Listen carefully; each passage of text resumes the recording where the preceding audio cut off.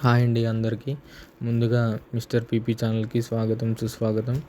భీష్ముడి చరిత్రలోని భీష్ముడి స్టోరీలోని ఇది రెండవ భాగం. అంటే నేనే భాగాలుగా డివైడ్ చేశాను భీష్ముడి చరిత్ర మొత్తం.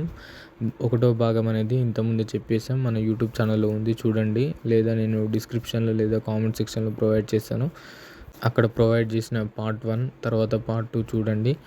ఇందులో మెయిన్గా చూసుకుంటే థంబ్నెయిల్ మీరు ఒకటి అర్థం కాకపోను, వీడియో ఏంటి ఇలా పెట్టాడు, డోంట్ వాచ్ జస్ట్ లిసన్ అని చెప్పేసి.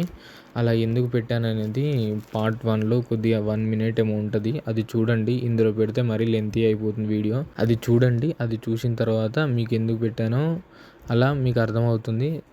ఇప్పుడైతే వీడియో స్టార్ట్ చేద్దాం. Let's begin the video. ముందు వీడియోలో భీష్మ ప్రతిజ్ఞ వరకు తెలుసుకున్నాం కదా. భీష్మ అనే పేరు ఎలా వచ్చింది, భీష్ముడు అనే పేరు రాకముందు అతనికి దేవవ్రతుడు అనే పేరు ఉండే. ఆ తర్వాత ఆ యొక్క ప్రతిజ్ఞ తర్వాత అందరూ జనులు అతన్ని భీష్ముడు అనడం. దాని తర్వాత దేవతలు పైనుంచి పుష్పవర్షం కురిపించడం, భీష్మ ప్రతిజ్ఞకు మెచ్చి పుష్పవర్షం కురిపించడం. తర్వాత ఈ శంతర మహారాజుకు తెలుస్తుందన్నమాట ఏది ఆ యొక్క విషయం, నా కొడుకు నా కోసం ఇంత పెద్ద ప్రతిజ్ఞ చేసిండా అని చెప్పేసి ఎంతో బాధపడతాడు. ఆ బాధపడ్డ తర్వాత కూడా ఎంతో సంతోషం వేస్తుంది. ఎందుకు సంతోషం అంటే, ఈ యొక్క పుత్రుడు నాకు జన్మించినందుకు, ఇంత తండ్రి వాత్సల్యంతో ఉన్న ఈ యొక్క పుత్రుడు నాకు జన్మించినందుకు, వాత్సల్యము అంటే ప్రేమ, గౌరవం ఇలాంటివి జన్మించినందుకు ఎంతో సంతోషించాడు శంతర మహారాజు. ఆ తర్వాత ఈ యొక్క ప్రతిజ్ఞకు గాను నీకు వరం ఇస్తున్నానని చెప్పి శంతన మహారాజు భీష్మునికి నీకు స్వచ్ఛంద మరణము అనే వరాన్ని ప్రసాదిస్తున్నాను. స్వచ్ఛంద మరణం అనగానేమి అంటే, అతను అనుకున్నప్పుడే అతను చస్తాడు, ఎవరి వల్ల అతడు చావడు, ఎవరు అతనిని చంపలేరు, అది అనమాట. అది భీష్మునికి అలా ఇస్తాడు అనమాట. ఆ యొక్క తర్వాత సత్యవతి కడుపున శంతనునకు 2 కుమారులు కలిగరు. వారిలో పెద్దవారు చిత్రాంగదుడు, రెండవవాడు విచిత్రవీర్యుడు. ఆ తర్వాత సత్యవతి దేవికి శంతర మహారాజుకు పెళ్లి జరిగిన తర్వాత 2 పుత్రులు పుడతారనమాట. ముందుగా పెద్దవాడు ఎవరంటే చిత్రాంగదుడు, రెండవవాడు విచిత్రవీర్యుడు. చిత్రాంగదుడు చిన్నగా ఉన్నప్పుడే శంతర మహారాజు చనిపోవడం జరుగుతుంది.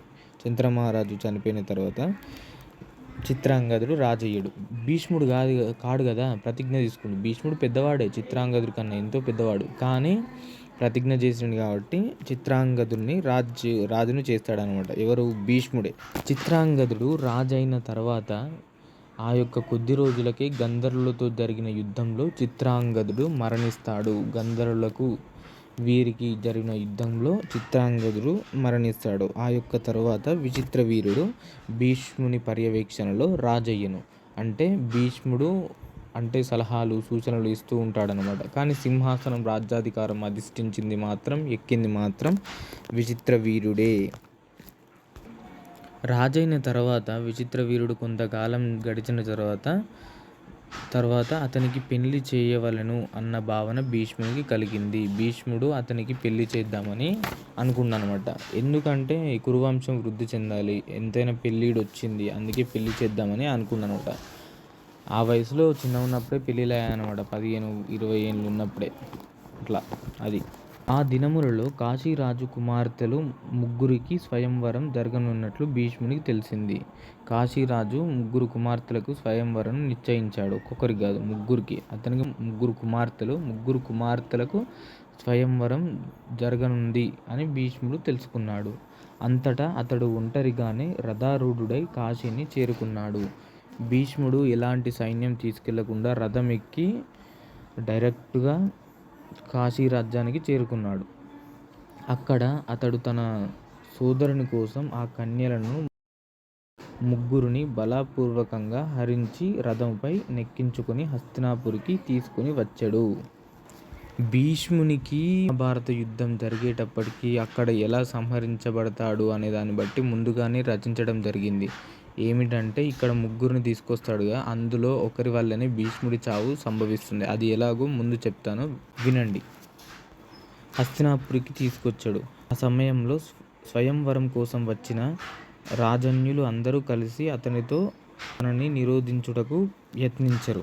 అంటే అతన్ని ఆపనీకి, మేము స్వయంవరానికి వచ్చిన నువ్వు ఒక్కనివే ఎట్లా తీసుకెళ్తావు, ఎట్లుంటుంది ఇది, అది కాదు కదా, మాతో యుద్ధం చెయ్యని అంటారనమాట. కానీ వారి ప్రయత్నం సాగలేదు. భీష్ముడు తాను ఒక్కడే వారితో అమిత పరాక్రమంతో పోరాటం సాగించాడు. భీష్ముడు అంత మామూలుడు కాదు కదా! ఎంతో పరాక్రమంతో వాళ్ళ ఆటలు సాగలేదు. వారితో ఎంతో పరాక్రమంతో పోరాటం సాగించాడు భీష్ముడు. వారిని అందరను పరాస్తులను గావించడు. అంతే మట్టుపట్టెడు. ఓడించెడు. ఎక్కడికి వారిని అక్కడ ఓడించెడు భీష్ముడు. మరియు తాను తీసుకొని వచ్చిన కన్యలను ముగ్గురను విచిత్రవీరునకు అప్పగించెడు. ముగ్గురిని తీసుకొచ్చి హస్తినాపురికి వచ్చిన తర్వాత ముగ్గురిని విచిత్రవీరునికి అప్పగించెరు. ఈ విధంగా అతడు ఆనాడు ప్రప్రథమంగా తన లోకోత్తర పరాక్రమాన్ని, అస్త్రవిద్యా నైపుణ్యాన్ని లోకానికి ఎరుగజేశాడు. అంతకుముందు భీష్ముడు ఇంత వీరత్వం, శూరత్వం అని గొప్పగా తెలియదనమాట. దాని తర్వాత అంటే ఎంతోమంది రాజులు అక్కడ ఉన్నారు కదా, ఆ రాజులకు తెలిస్తే అన్ని రాజ్యాలకు విస్తరిస్తుంది ఆయన యొక్క పరాక్రమం. వాళ్ళనే ఓడించాడు. అలానే ఇలా చెప్తున్నాడు. అప్పుడే పరాక్రమాన్ని లోకానికి పరిచయం చేశాడు భీష్ముడు.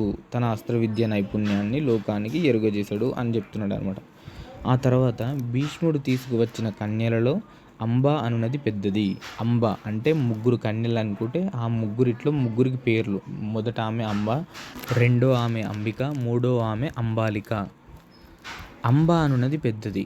ఆమె మానసికంగా సాల్వుడు అనురాజును ప్రేమించియున్నది. అంబ అనేట ఆమె సాల్వరాజుని ముందే ప్రేమించిందనమాట. ఈ యొక్క కాశీరాజు పెద్ద కుమార్తె సాల్వుని ప్రేమించి ఉన్నది. ఆ విషయంను ఎరిగి భీష్ముడు ఆమెని సాల్వుని కడకు పంపాడు. ఆ విషయం తెలిసిన తర్వాత నువ్వు ఇక్కడుండు సబవు కాదు, నువ్వు సాల్వుని దగ్గరికి వెళ్ళిపో అని భీష్ముడు చెప్తాడనమాట. భీష్మునికి ఈమె ముందే అతన్ని ప్రేమిస్తుందని తెలిస్తే తీసుకొని రాకపోయేటోడు. తెలియదు కాబట్టి తీసుకొచ్చిండు. కానీ మీకు డౌట్ రావచ్చు, ప్రేమించిందంటారు మరి స్వయంవరంలో ఎందుకు కూర్చోబెట్టిర్రు అది అని అనుకుంటాం. ఆ యొక్క స్వయంవరానికి సాల్వ మహారాజు కూడా వస్తాడు. అక్కడ స్వయంవరంలో గెలిచి వాళ్ళ యొక్క తండ్రిని మెప్పించి ఈ యొక్క అంబని పెళ్లి చేసుకుందామని అనుకుంటాడు అనమాట. అలా ఇప్పుడు ముందు వస్తుంది, వినండి. ఆమెని సాల్వ మహారాజు దగ్గరికి పంపిన తర్వాత మిగిలిన ఇరువురి తోడను మిగిలిన ఇద్దరి కన్యలను వివాహం చేసిండనమాట ఇచ్చి. కానీ ఆ విచిత్ర వీరుడు అల్పాయుష్యుడు. అంటే ఆ విచిత్ర వీరుడు అతనికి ఆయుష్ లేదు అంతగానం, అల్పాయుష్యుడు అనమాట. అల్పాయుష్యుడు అంటే ఎక్కువ ఆయుష్ ఉన్నవాడు కాదు.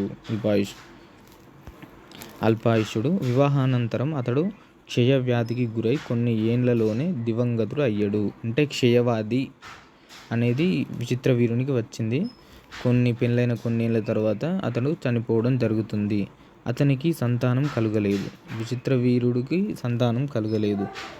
ఇక్కడ పడ్డది. ఆ దశరాజు భీష్ముని చేత ఇలా శపథం చేసుకున్నాడు, రాజ్యాధికారం మాకే దక్కాలని చెప్పేసి. ఇప్పుడు ఎవడు మిగిలిండు? ఎవ్వడు మిగిలేడు.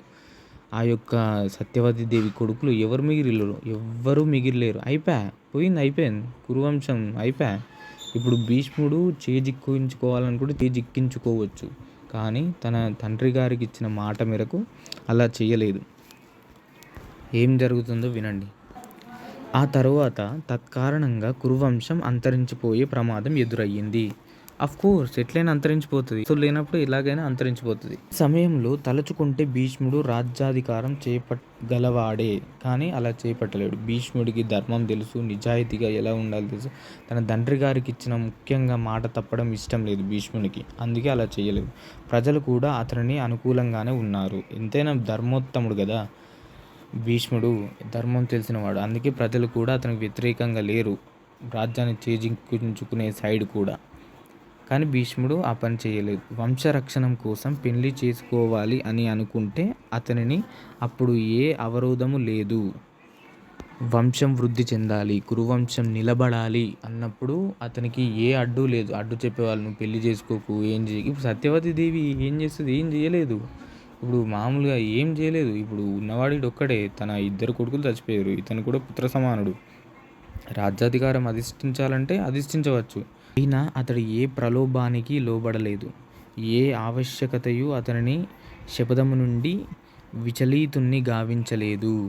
ఎంతోమంది అన్నారు రాజ్యం తీసుకో అంటే నువ్వు నడపగలవు, నువ్వు చేయగలవు. కానీ అతను అలా చేయలేదు. తన తండ్రి గారికి ఇచ్చిన మాట మీదే నిలబడ్డాడు భీష్ముడు. సత్యవతి తండ్రియగు దశరాజు దగ్గర తాను ముందు చేసిన ప్రతిజ్ఞను రెట్టిస్తూ అతడు ఒకనాడు ఇలా అన్నాడు: నేను త్రిలోకాధిపత్యమును, బ్రహ్మ పదవిని, కడకు మోక్షాపేక్షను కూడా విడువగలను. కానీ సత్యాన్ని మాత్రం విడువలేను. పంచభూతములు తమ తమ గుణాలను విడిచిపెట్టిన, చంద్రుడు తన శీతలత్వాన్ని విడనాడిన, నేను మాత్రం నా సత్య వ్రతజ్ఞను కలలో కూడా విడిచిపెట్టను. అంటే ఇక్కడ చెప్తున్నా, నేను త్రిలోకాధిపత్యమును అంటే త్రిలోకాలకు అధిపతైన పదవిని కూడా విడిచిపెట్టగలను. బ్రహ్మ పదవిని కూడా విడిచిపెట్టగలను. కడకు మోక్షాపేక్షను కూడా విడవగలను. అంటే మోక్షాన్ని కావాలనుకున్న వాళ్ళు ఇచ్చినా కూడా, నాకు మోక్షం వచ్చినా కూడా దాన్ని కూడా విడిచిపెట్టగలను. కానీ సత్యాన్ని మాత్రం విడవలేను. సత్యం, హానెస్టీ, నిజాయితీని విడవలేను. పంచభూతములు తమ తమ గుణాలను విడిచిపెట్టిన, పంచభూతములు అంటే మీకు తెలుసు: భూమి, ఆకాశం, గాలి, నీరు, నిప్పు. ఇవి వాటికున్న గుణములను విడిచిపెట్టినా కానీ నేను ధర్మాన్ని మాత్రం విడిచిపెట్టను అని భీష్ముడు చెప్తున్నాడు. చంద్రుడు తన శీతలత్వం అంటే వెన్నెల, అంటే కూల్గా ఉంటుంది కదా శీతలత్వం, అలా దానిని విడిచిపెట్టిన చంద్రుడు కూడా నా సత్యాన్ని నేను విడవలేను. నేను మాత్రం నా సత్యవ్రతజ్ఞను కలలో కూడా విడిచిపెట్టను. అంటే అతని యొక్క సత్యవ్రతము, ధర్మంపై నిలబడము, దాన్ని ఎప్పటికీ విడిచిపెట్టలేను అని భీష్ముడు చెప్తున్నాడు. ఇది ఇలా ఉండగా ఇక అంబ గతి ఏమైనది అంటే, అంబ అనే అమ్మాయిని సాల్వుని దగ్గరికి పంపించిండు భీష్ముడు. తను ప్రేమించిన అబ్బాయి దగ్గరికి పంపించిండు అనమాట, సాల్వుని దగ్గరికి. ప్రశ్న: భీష్ముడి చెర నుండి విముక్తురాలై ఆమె సాల్వుని చెంతకు ఎరిగెను. ఆమెను అతడు స్వీకరించలేదు. అతను ఎట్లా స్వీకరిస్తాడు సాల్వుడు అనే దాన్ని బట్టి స్వీకరించిందా లేదని చెప్పి ముందుంటుంది. ఆమె అభయ భ్రష్టురాలు అయ్యింది. సిగ్గు కారణంగా ఆమె తండ్రి దగ్గరకు పోలేకపోయింది. తన ఈ దురావస్థకు కారణం భీష్ముడే అని తలచి ఆమె అతనిని నిందింపసాగింది. ఎటులైనా అతనిని ప్రతీకారం చేయాలని ఆమె ఆలోచించడం మొదలుపెట్టింది.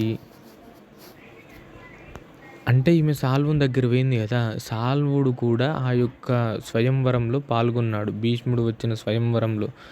కానీ అప్పుడు ఏం జరిగిందంటే, భీష్ముడు సాల్వునితో కూడా యుద్ధం చేసి సాల్వుని కూడా ఓడించాడు. ఈమె ఇప్పుడు సాల్వుని దగ్గర పోయింది. పోతే అతనేమంటాడంటే, నువ్వు భీష్ముడు నిన్ను గెలుచుకున్నాడు అలా అని చెప్పేసి సాల్వుడు అంబని స్వీకరించాడు. ఆ తర్వాత ఇప్పుడు నా ప్రియుడు నన్ను స్వీకరించడం లేదు, అలాగే ఇప్పుడు నేను ఇప్పుడు ఎక్కడికి వెళ్ళాలి, నా తండ్రి గారి దగ్గరికి వెళ్ళలేను, ఇలా నన్ను భీష్ముడే బలవంతంగా తీసుకొచ్చాడు కాబట్టి భీష్ముడే నాకు దారి చూపాలని అనుకుంటుంది. ఈమె అంబ భీష్ముడి దగ్గర వెళ్తుందా లేదా, లేకపోతే ఆమె ఈయన మీద ఏమైనా రివెంజ్ ప్లాన్ చేస్తుందా అనేది నెక్స్ట్ వీడియోలో తెలుసుకుందాం. ఇంతవరకు పార్ట్ 2. ఆ తర్వాత ఏమైంది, ఆమె ఎలా భీష్మునిపై ప్రతీకారం తీర్చుకుంది అనే దాన్ని బట్టి పార్ట్ 3లో తెలుసుకుందాం. ఇక సెలవు.